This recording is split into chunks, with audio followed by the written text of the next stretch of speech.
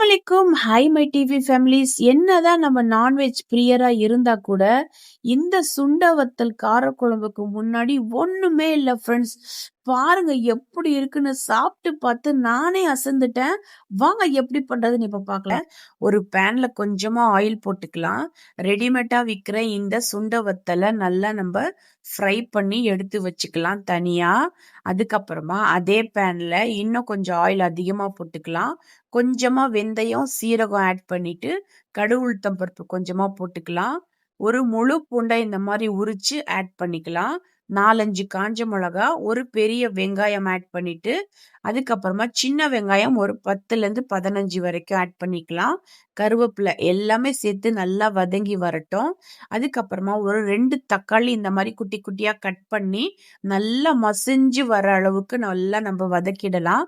கொஞ்சம் salt add பண்ணோம்னா சீக்கிரம் வதங்கிடும்.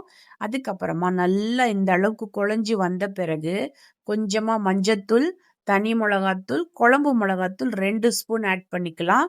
நல்லா திக்கா வரத்துக்காக. இது எல்லாமே எண்ணெயில நல்லா கலந்து விட்டுட்டு, நான் இன்னைக்கு வெண்டைக்காய் ஆட் பண்ண போறேன். வெண்டைக்காய் எனக்கு ரொம்ப பிடிக்கும் ஃப்ரெண்ட்ஸ். இந்த மாதிரி குட்டி குட்டியா கட் பண்ணிட்டு நம்ம வெண்டைக்காவை ஆட் பண்ணிட்டு, அந்த பிசு பிசு தன்மை போற வரைக்கும் எண்ணெயிலேயே நம்ம வதக்கி விட்டுடலாம். இப்போ நம்ம தேவையான அளவு புளி ஆட் பண்ணிக்கலாம். புளி கரைசலை நான் ஆட் பண்ணியிருக்கேன். கரைச்சிட்டு நம்ம தண்ணி அளவு கொஞ்சமா வைக்கலாம். திக்கா இருந்தால் தான் காரக்குழம்பு டேஸ்டா இருக்கும். அதுக்கப்புறமா தேவையான அளவு உப்பு சேர்த்துட்டு இப்போ க்ளோஸ் பண்ணி வச்சிடலாம். ஒரு 10 நிமிஷம் நம்ம அப்படியே சிம்ல வச்சு விட்டுட்டோம்னா வெண்டைக்காலாம் நல்லா சாஃப்டா வெந்து வரும். அந்த புளியோடைய பச்சை வாசனை எல்லாமே போயிட்டு சுண்ட வத்த குழம்பு பாருங்க ஃப்ரெண்ட்ஸ் எப்படி இருக்குன்னு.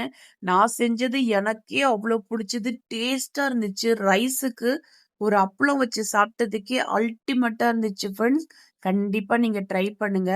இது என்னுடைய ஸ்டைல்ல சுண்ட வத்த குழம்பு. இது களி கூட சாப்பிட்டா எப்படி இருக்கும் நான் யோசிச்சு பார்த்தேன் ஃப்ரெண்ட்ஸ். செம்மையா இருந்துச்சு.